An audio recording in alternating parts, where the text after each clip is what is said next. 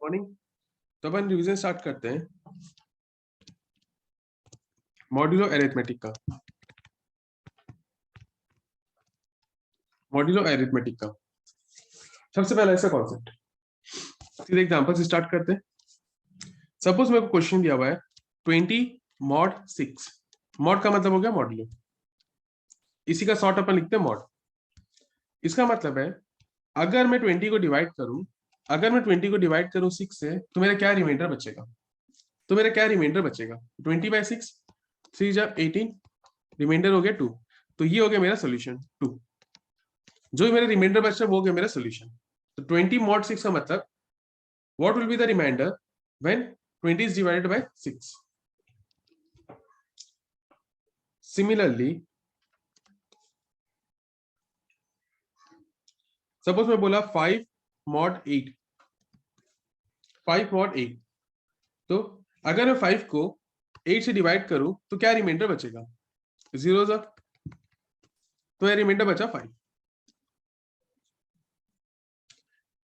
अब 20 को अपन और क्या तरीके से लिख सकते थे? तो 20 को अपन लिख सकते हैं 6 इंटू x प्लस जो भी रिमाइंडर है। तो आंसर हमेशा रिमाइंडर वाला पोर्शन होता है, आंसर हमेशा रिमाइंडर वाला पोर्शन होता है। अब एक चीज ध्यान देना होगा, मेरा जो आंसर है इसको अपन आर लिखते हैं। अगर मैं इसको स्टैंडर्ड फॉर्म में लिखूं ए मॉड बी अगर मैं लिखूं is R, A mod B is R, तो A is B X plus R. B X, या इसको कोई और नाम भी देना चाहो तो और नाम भी दे सकते हैं। तो आर से रिलेटेड कुछ प्रॉपर्टीज है। आर का वैल्यू हमेशा 0 से लेकर लेस देन बी होना चाहिए, 0 से लेस देन बी होना चाहिए, 0 से बड़ा और बी से छोटा,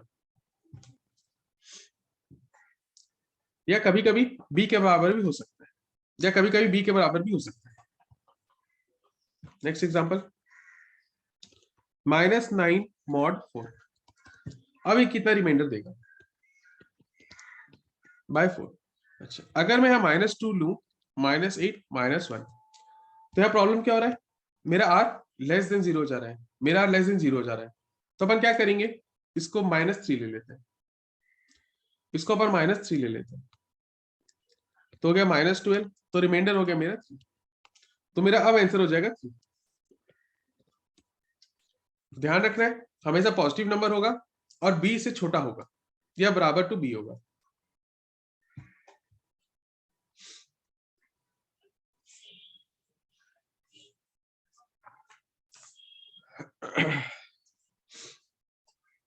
नेक्स्ट,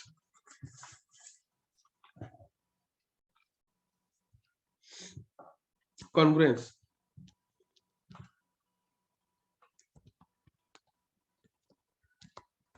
अब इसमें क्या होता है समझते हैं। सपोज हमारा क्वेश्चन दिया हुआ है 23 कॉन्ग्रुएंस टू 15 mod 4। इसका क्या मतलब है? अगर मैं 23 और 25 दोनों को अगर 4 से डिवाइड करूं, मेरा रिमाइंडर सिम बचेगा। 23 और 15 को अगर मैं 4 से डिवाइड करूं तो मेरा रिमाइंडर सिम बचेगा। कॉन्ग्रुएंस का मतलब ये होता है 23 डिवाइडेड बाय 4, 5 जा 20, रिमाइंडर बच गया 3। सिमिलरली 15 को 4 से डिवाइड करो, 3 जा 12, रिमाइंडर 3। तो दोनों के से मेरा रिमाइंडर हो गया 3। तो ये कॉन्ग्रुएंट है। कॉन्ग्रुएंस में यही होता है, A is congruent to B mod n।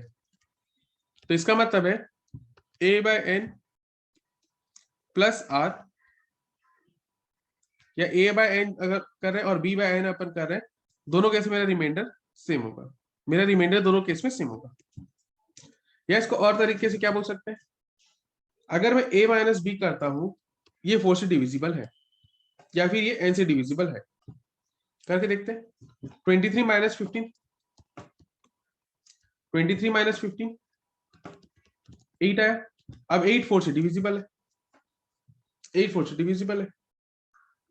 बस इतना ही कॉन्सेप्ट है कॉन्ग्रुएंस में। अब इसे थोड़ा सा और डिटेल में पूछते हैं, इसी से थोड़ा सा और डिटेल में अपन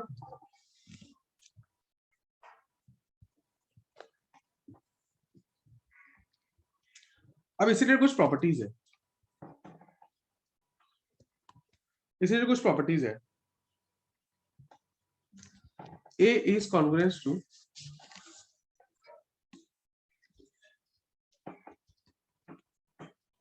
B mod n, तो अपन यहां पे लिख सकते हैं A is equals to B into Kn, A is equals to B plus Kn। कोई एक पॉजिटिव नंबर है, second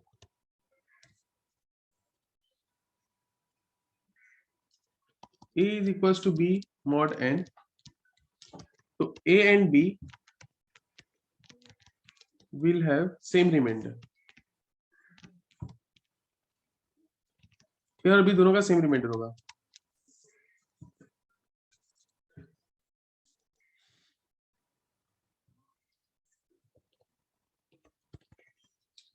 A is equals to, अगर मैं मान लेता हूं मेरा रिमाइंडर R आ रहा है, तो A is congruent to, A is also congruent to, A is also congruent to R mod n, A is also congruent to R mod n, मैं B की जगह R लिख लिया। इसका एग्जांपल देखते हैं छोटा सा, जैसे 23 था, 23 अपन 15 mod 4 लिखे थे, अब मैं पूरा 15 की जगह जो रिमाइंडर बचा था उसको भी लिख सकते हैं। 23 इज कॉन्ग्रुएंट टू 3 mod 4। अब 23 बाय 4 करोगे तो भी रिमाइंडर 3 है, 3 को डिवाइड करोगे 4 से तो भी रिमाइंडर 3 बचेगा, तो 23 कॉन्ग्रुएंट टू 3 mod 4। नेक्स्ट, ए खुद से भी कॉन्ग्रुएंट होगा, ए खुद से भी कॉन्ग्रुएंट होगा, ए खुद से भी कॉन्ग्रुएंट है। 23 कॉन्ग्रुएंट टू 23 mod 4, दोनों में रिमाइंडर 3 बचेगा।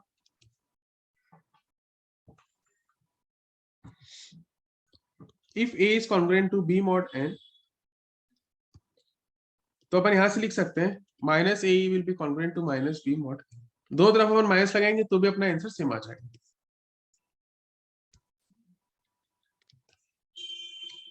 If A is congruent to B mod n and B is congruent to C mod n, तो यहां से अपन बोल सकते हैं we can derive A is congruent to C mod n।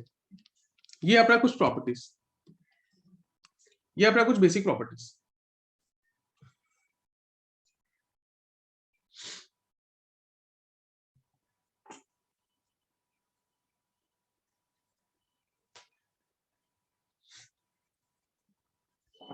कुछ और थोड़ा सा प्रॉपर्टीज समझते हैं। अगर मेरे को बोला हुआ है,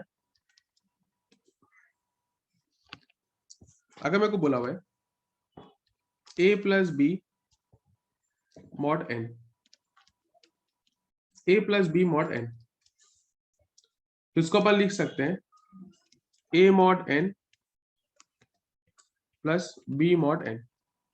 अब इसको ब्रेक करके भी लिख सकते हैं a mod n plus b mod n।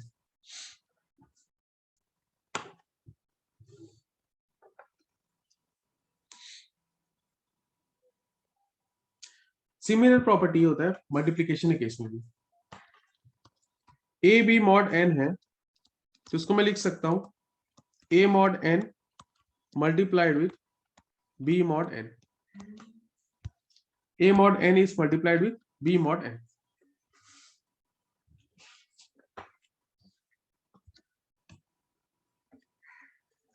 अब इसी से रिलेटेड कुछ एग्जांपल सॉल्व करके देखते हैं। फर्स्ट क्वेश्चन, अपन को फाइंड करना है, find the least positive integer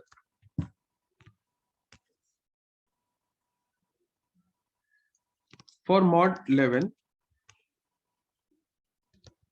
to which 282 is congruent।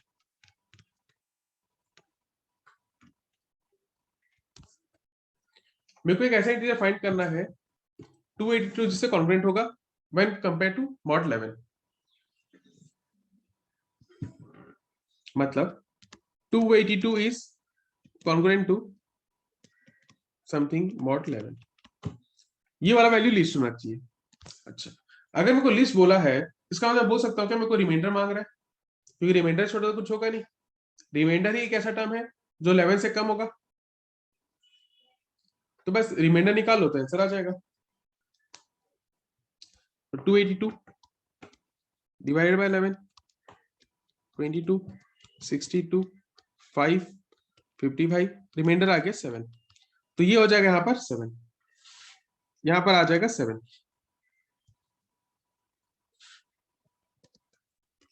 तो सबसे छोटा नंबर पॉसिबल जो इससे कॉन्ग्रुएंट है इट इज 7।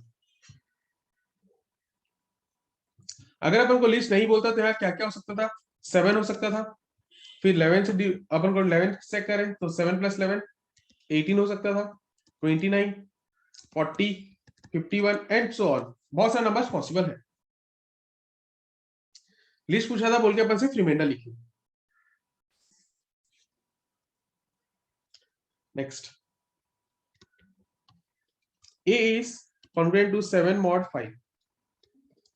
a का वैल्यू सर्च करना है, फाइंड a क्या क्या हो सकता है।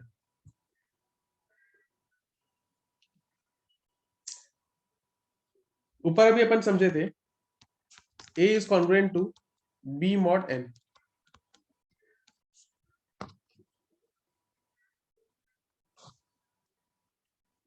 इसी को रिलेट करने की कोशिश करो।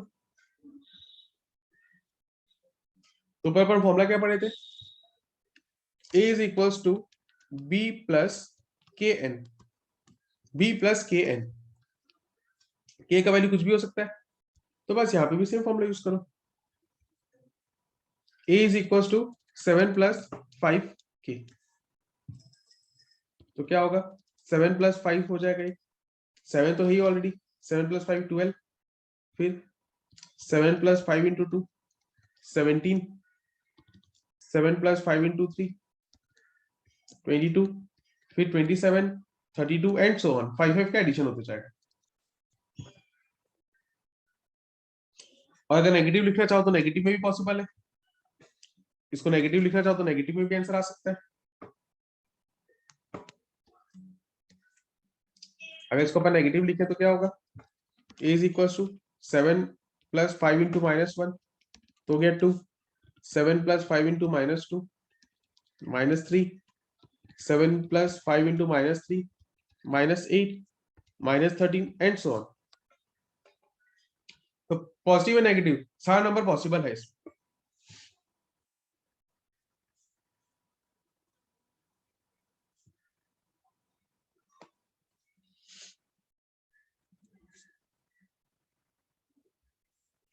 Next,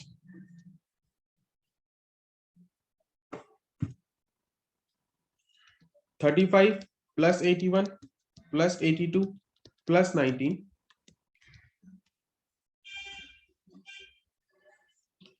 mod 4।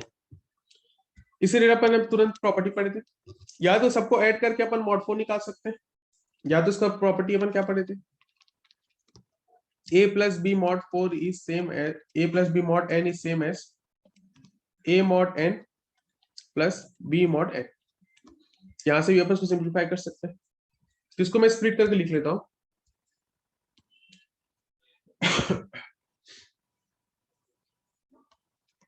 $35 mod 4 + 81 mod 4 + 82 mod 4 + 19 mod 4। तो अगर अपन 35 mod 4 करते हो तो आंसर क्या आएगा, 35/4 करेंगे तो रिमाइंडर आ जाएगा 3, 81 mod 4 करेंगे तो 1, 82 डिवाइड बाय 4 करेंगे तो रिमाइंडर 2, 19 mod 4 करेंगे तो रिमाइंडर आ गया। तो ओवरऑल मेरा आंसर हो गया 9, ओवरऑल मेरा आंसर हो गया 9। अच्छा, लेकिन मेरा मेन क्या था, mod 4। अगर मैं mod 4 कर रहा हूं और रिमाइंडर 9 बच रहा है तब तो ये गलती है, तो अपन क्या करेंगे, लास्ट फिर से mod 4 करेंगे। लास्ट में इसको फिर से मॉड 4 करेंगे, क्यों? क्योंकि 4 से बड़ा आंसर आया, अगर 4 से छोटा होता तो मेरा आंसर कंप्लीट हो जाता। तो 9 मॉड 4 इज, रिमाइंडर बच गया 1, तो मेरा सोल्यूशन हो गया 1। डायरेक्टली फर्स्ट स्टेप से ऐड करते तो अपना तब भी काम बन जाता, तो भी अपना आंसर सेम आता।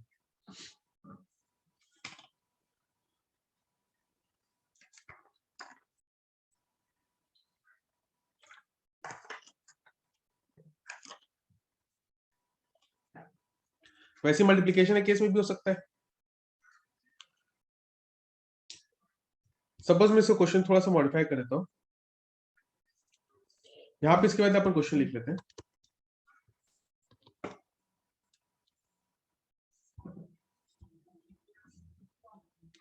Thirty five multiplied with 81 mod 4।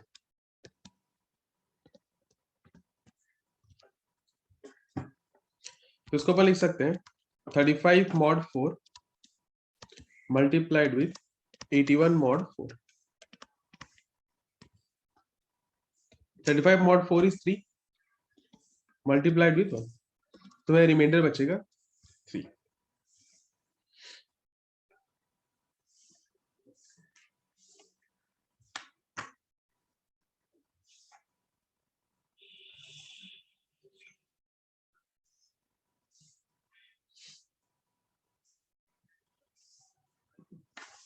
Next,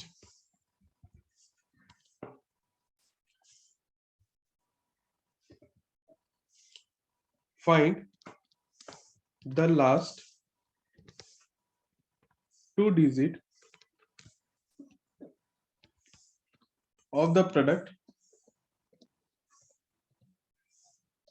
4321 multiplied with 3215। अगर मैं ये दो नंबर को मल्टीप्लाई कर रहा हूं, मेरे को इसका लास्ट का 2 डिजिट नंबर चाहिए, मेरे को इसका लास्ट का सिर्फ 2 डिजिट चाहिए। कॉम्पिटिटिव एग्जाम इस टाइप का क्वेश्चन आता है।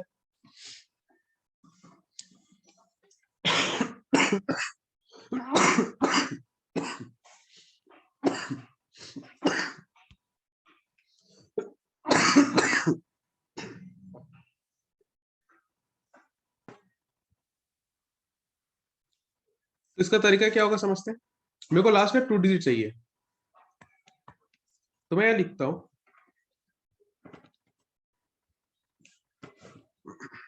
4321 मल्टीप्लाइड विथ 3215 मॉड 100। मॉड 100 का मतलब हो गया सिर्फ लास्ट का 2 डिजिट आ जाएगा। अगर मेरे को लास्ट का 3 बोलता तो अपन 1000 लेते। तो इसको लिख सकते हैं 4321 मॉड 100 मल्टीप्लाइड विथ 3215 मॉड 100। अगर मैं इसको 100 से डिवाइड करूं तो रिमाइंडर क्या बचेगा 21।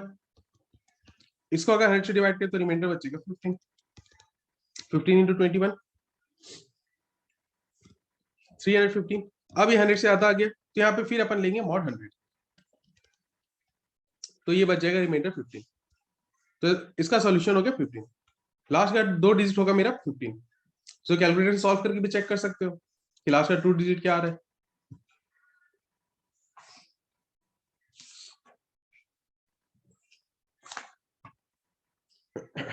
नेक्स्ट,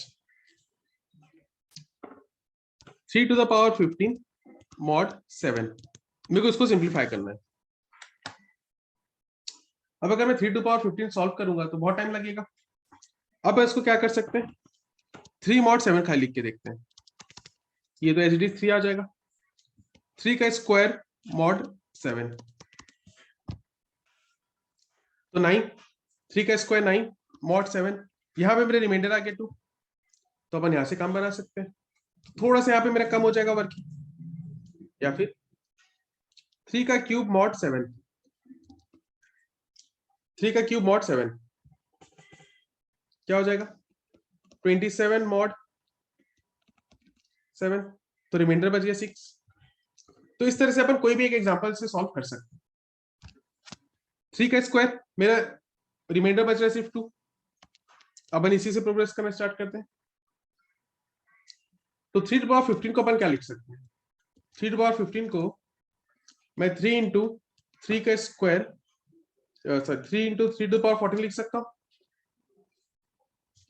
फिर 3 इंटू 3 टू द पावर 14 को 3 का square whole to the power 7 mod 7।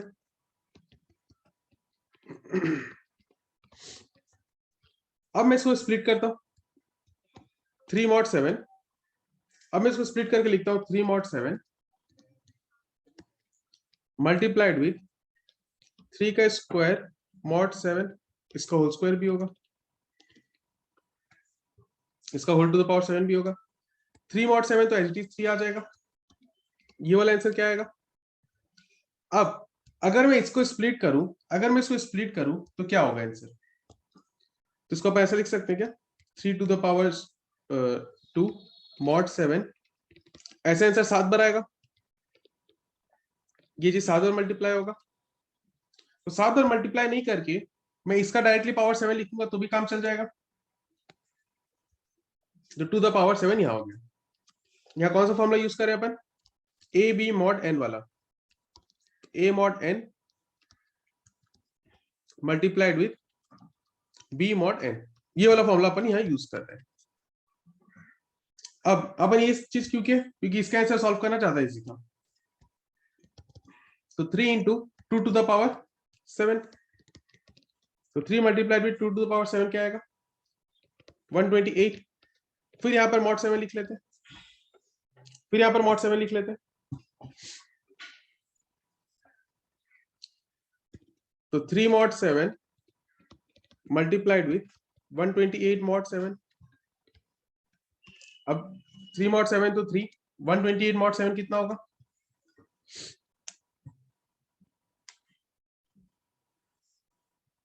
128 mod 7 निकालो। तो 128 बाय 7 करके देखते हैं क्या आ रहा है। 1 जा 7 58, 8 जा 56, रिमाइंडर 2, तो ये आ जाएगा 2। तो ओवरऑल मेरा रिमाइंडर बच गया 6।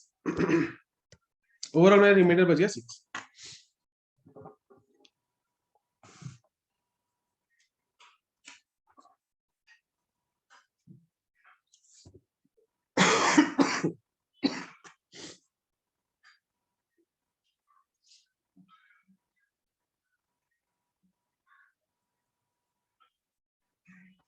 नेक्स्ट क्वेश्चन,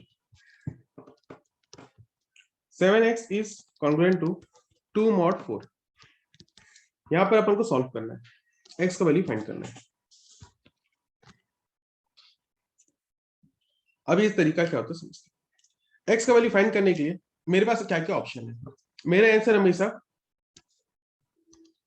4 से कम होगा, मतलब 0 1 2 या 3, इसमें से कोई भी एक नंबर हो सकता है।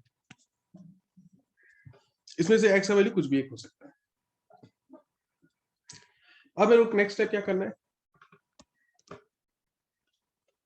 ग्रेटेस्ट कॉमन डिवीजर फाइंड करना है।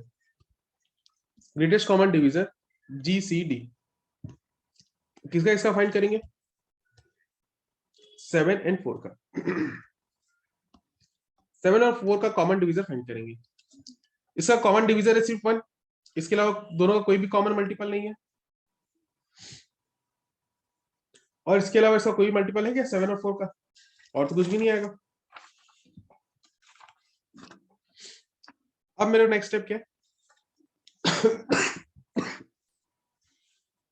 अगर मेरा कॉमन मल्टीपल सिर्फ 1 है, अब यहाँ पे एक एक करके x का वैल्यू पुट करेंगे ट्रायल एंड एरर मेथड से। 7 इंटू 0 7, अगर मैं इसमें मॉड 4 करूं तो रिमाइंडर बच रहा है 3, मेरे को जबकि चाहिए था 2, तो ये आंसर गलत हुआ। गलती लिखा है, 0 होना चाहिए था, तो रिमाइंडर बच गया 0। 7 इंटू 1 7 मॉड 4, रिमाइंडर बचा 3, ये भी नहीं होगा। 7 टू 14 मॉड 4, यहां मेरा रिमाइंडर बचा 2, ये मेरे को चाहिए था। इसमें भी ट्राई करो 1, तो यहाँ पे भी गलत हो गया। तो इस तरीके से इसको अपन सॉल्व करेंगे।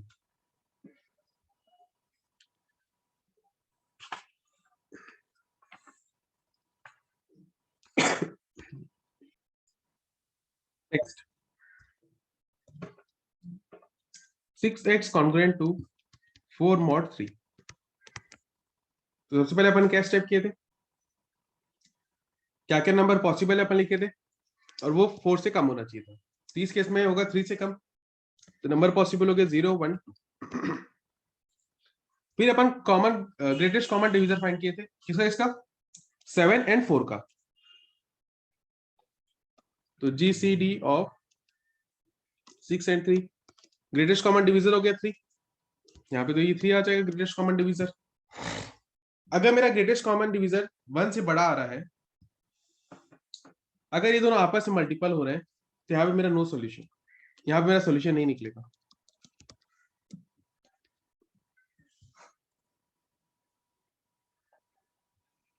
अगर अपन वैल्यू पुट करके भी देखें, 6 mod 3, रिमाइंडर हो गया 0, 0 mod 3 करते तो भी 0 आ रहा था। 6 into 2 12 mod 3 करेंगे तो भी 4 आ गया, और रिमाइंडर हो गया 0। तो कोई भी केस में मेरा आंसर नहीं आ रहा है। तो ऐसा कोई वैल्यू है, ये आंसर सॉल्व नहीं होगा। Next 8x congruent to 12 mod 20। अब greatest common divisor of 8 and 20 is 4। तो सर लास्ट टाइम भी जो स्टेप का क्वेश्चन हुआ था, वहां पे डिफरेंस क्या था समझते हैं। यहाँ पे ये जो 4 था, क्या 4 डिविजिबल बाय 3 है? नहीं, तो ये आंसर यहाँ पे रुक जाएगा। इस क्वेश्चन में क्या हो रहा है, 12 is divisible by 4, 12 is divisible by 4, ये ट्रू आ रहा है। तो यहाँ पर मेरा यूनिक सोल्यूशन आएगा। यहाँ पे मेरा सॉल्यूशंस आएगा। यहाँ पे हो सकता है मल्टीपल सॉल्यूशन भी है।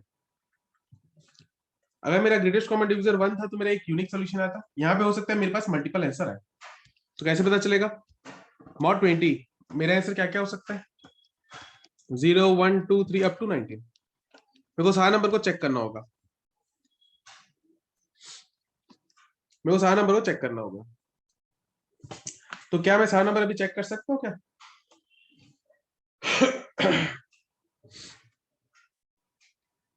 सारा नंबर चेक करेंगे तो बहुत टाइम लगेगा। तो इसका शॉर्टकट कैसे होगा? सबसे पहले तो जो मेरा कॉमन डिवीजर आया था वो, सबसे पहले तो जो कॉमन डिवीजर आया था वो आंसर हो जाएगा। Next 4 plus 20 by 8, 4 plus 20 by 8। अगर 4 लिखते तो आंसर क्या होता, 32। 8 into 4 32 is congruent to 12 mod 20। Reminder 12, यहाँ पे रिमाइंडर 12 था, ये हो गया 4 प्लस 20 बाई 8, सॉरी 20 बाई 4 लिखना चाहिए, मैं 8 लिख दिया गलती से, बाय 4, 20 बाय 4, 20 बाय 4 अपन लिख रहे थे, मैं गलती से 8 लिखा। तो यहाँ पर हो गया 4 plus 5 9, 8 into 9 72 is congruent to 12 mod 20। दोनों में रिमाइंडर सेम आ गया। नेक्स्ट 4 प्लस और 20 की जगह यहाँ पे अपन लिखेंगे 40 बाय 4, फिर 4 plus 60 by 4, 4 plus 80 by 4, 4 plus 100 by 4। कब तक लिखेंगे? जब तक मेरा वैल्यू 20 से कम आ रहा है। 20 से ज्यादा आएगा तो अपन रुक जाएंगे। यहाँ पर हो गया 14, यहाँ पर हो गया 19, तो इसके बाद अपन और नहीं जाएंगे, इसके बाद अपन और नहीं जाएंगे, ये दोनों अपन नहीं लिखेंगे। मेरा सॉल्यूशन हो गया 4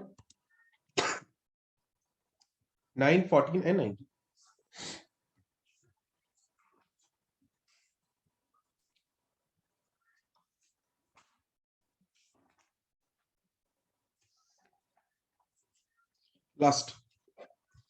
last topic, simple arithmetic function. Simple arithmetic functions. इसमें सबसे पहला है डिवीजर फंक्शन, जिसको अपन रिप्रेजेंट करते हैं ताउ एन से। इसको बोलते हैं ताउ,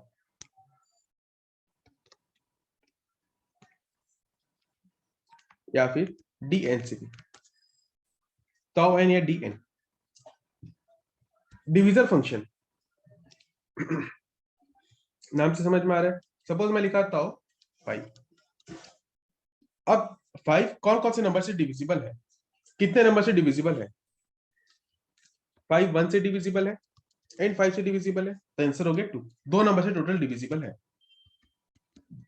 ताउ 6 6 किस से डिविजिबल है? 1 2 3 एंड 6, तो ताउ 6 हो जाएगा 4। ताउ 4 4 1 से डिविजिबल है, 2 से एंड 4 से, तो आंसर हो गया 3। कितने नंबर से डिविजिबल है वो इसका सॉल्यूशन होता है डिवीजर फंक्शन में। Next sigma function. Sigma function, sigma n. Sigma n क्या होता है समझते हैं। सिग्मा 5 लिखा मैं। ताउ एन में अपन क्या कर रहे थे, कौन कौन से नंबर से डिविजिबल है अपन वो फाइंड किए थे। सिग्मा एन में क्या होगा, जो भी इसका डिविजिबल है उसको अपन ऐड करके लिखेंगे, उसको अपन ऐड करके लिखेंगे। तो इसका आंसर हो गया 6। ताउ 6 का आंसर हो जाएगा 1 + 2 + 3 + 6 12। वैसे ताउ 4 सिग्मा 4 का आंसर हो जाएगा 1 + 2 + 4 = 7।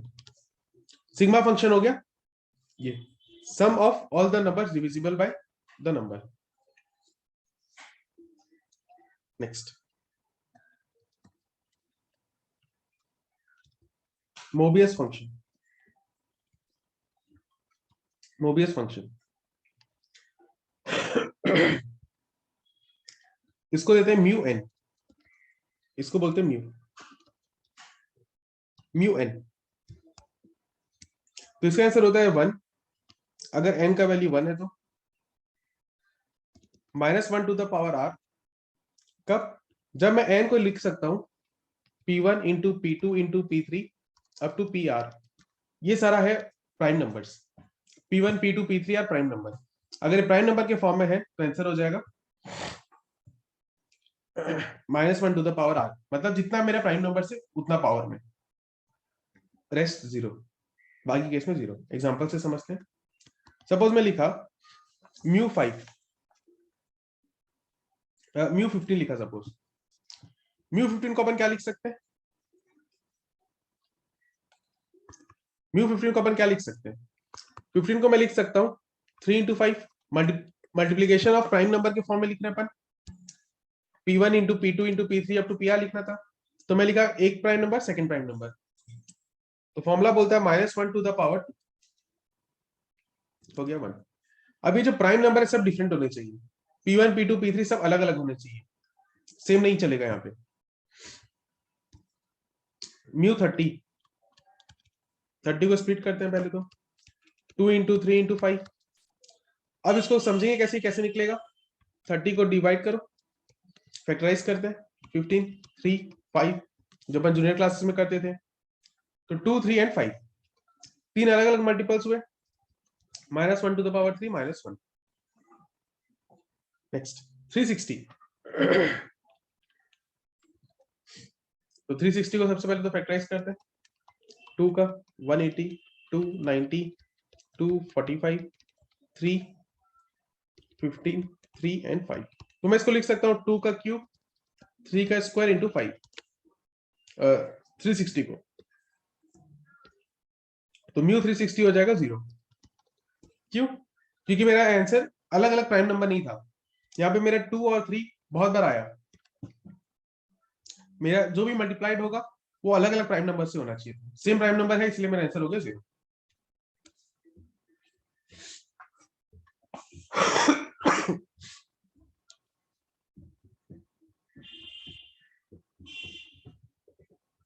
लास्ट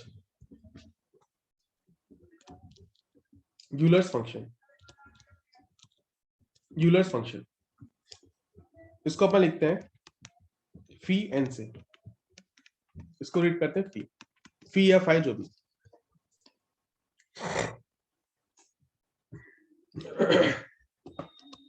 सपोज में लिखा फी 30 का मतलब हो गया means number of positive integer less than 30 which are co-prime 230। Co-prime का मतलब हो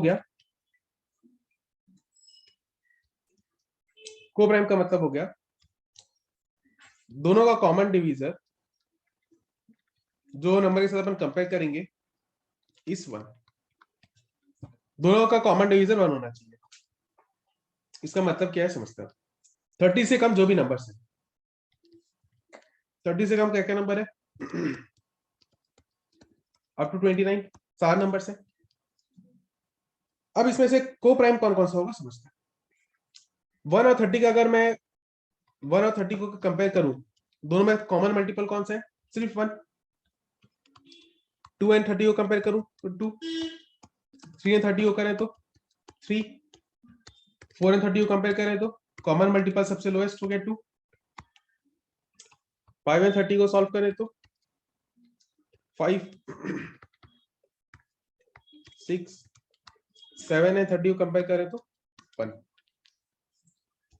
तो मेरा आंसर होना चाहिए ये सारा नंबर्स जिसका कॉमन मल्टीपल सिर्फ 1 है, बाकी कुछ भी नहीं। ये सब अपन सॉल्यूशन का पार्ट नहीं बनेगा क्योंकि इसका कॉमन मल्टीपल 1 नहीं है, उससे ज्यादा आ रहा है। तो अपन इसको सॉल्व कैसे कर सकते हैं? या तो पूरा 1 से 29 तक सब में सर्च करके सॉल्व करो तो भी अपना आंसर आ सकता है, वरना इसका एक तरीका और है। इसका तरीका समझते हैं। 30 को सबसे पहले स्प्लिट करो, फैक्टराइज करो, 2 इंटू 3 इंटू 5।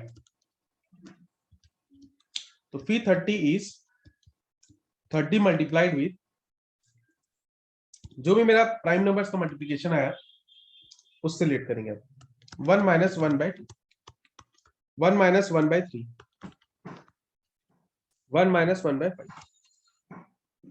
बस इसको सिंप्लीफाई करो, आंसर करेक्ट आएगा।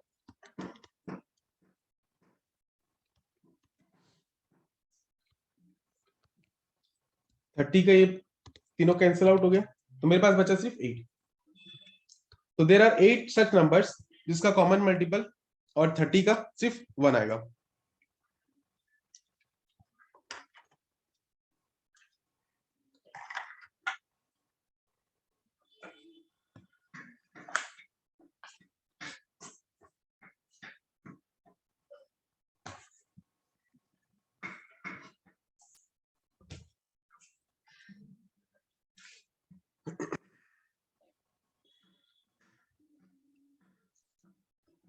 सपोज अपन को दिया हुआ है फिर 600,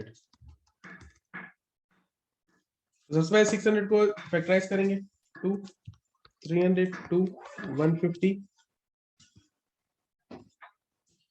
2, 75, 3, 25, 5 एंड 5।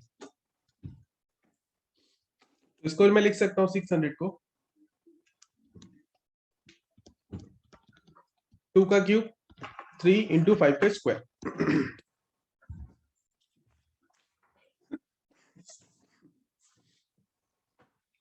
अब इस केस में सॉल्यूशन क्या आएगा समझो। इस केस में अभी मेरा आंसर होगा 600 multiplied with 1 minus 1/2, 1 minus 1/3, 1 minus 1/5।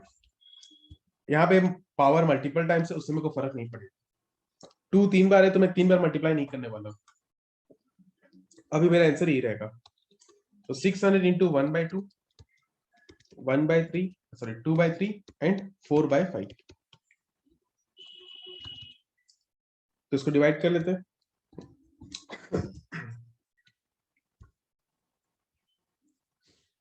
तो ये हो गया 20, तो मेरे पास बचा 20 इंटू 2 इंटू 4 विच इज 160। तो ऐसा 160 नंबर्स होगा जो कि 600 और वो नंबर खुद से को प्राइम 1 निकल कर आएगा। कोई डाउट यहां तक? तो चलो फिर नेक्स्ट क्लास में मिलते हैं। चलो बाय।